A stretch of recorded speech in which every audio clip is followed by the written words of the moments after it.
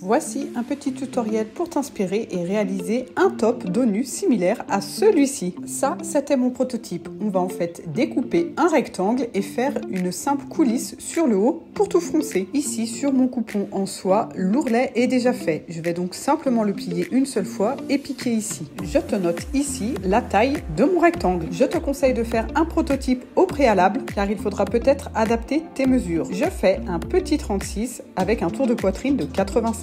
Sur un côté et sur le haut, mon ourlet est déjà fait. Par contre, ici, sur le côté coupé, je vais faire un ourlet mouchoir.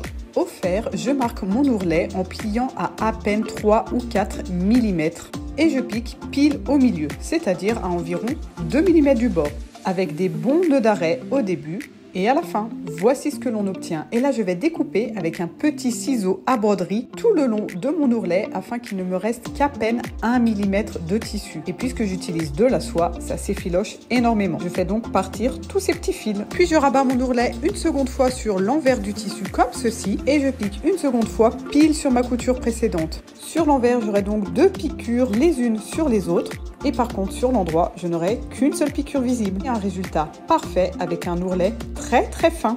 Au niveau du haut de ma bande, je fais un seul rabat de 2 cm et demi et je pique tout le long pour créer ma coulisse. J'enfile un ruban et je fronce pour pouvoir procéder à un premier essayage. Sur le côté droit et gauche en bas, je fixe un ruban pour pouvoir lasser autour de la taille. Et je marque déjà mon milieu devant ici avec un petit cran pour pouvoir ensuite former mes plis bien au centre.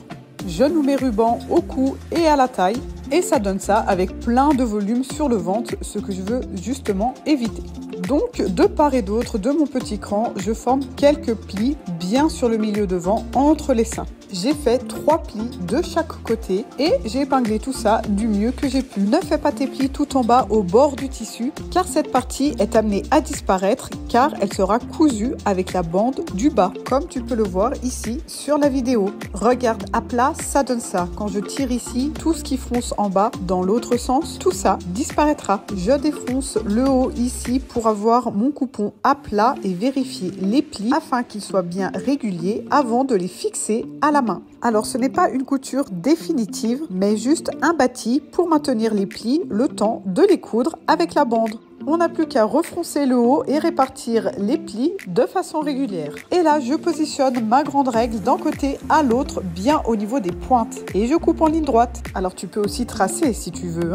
Je fixe mes plis, cette fois-ci, à la machine, bien au bord, à l'endroit où j'assemblerai ensuite ma bande. Alors sans les fronces sur le haut, ça donne ça, c'est un peu bizarre, mais on voit que dès que je fronce, la ligne sur le bas se retrouve toute droite. Voici maintenant la bande du bas, je te mets les mesures sur l'écran. Sur le bas, c'est l'ourlet d'origine, donc il est déjà fait. Et sur le haut, je rabats une seule fois et je pique au milieu comme tout à l'heure. Je plie ma bande en deux pour trouver le milieu qui sera assemblé pile en face de mon milieu devant, ici en face des plis. Puis j'assemble le reste du top sur la bande, sur le côté droit et le côté gauche. Puis je pique sur le bas. Et voici ce que cela donne sur l'endroit.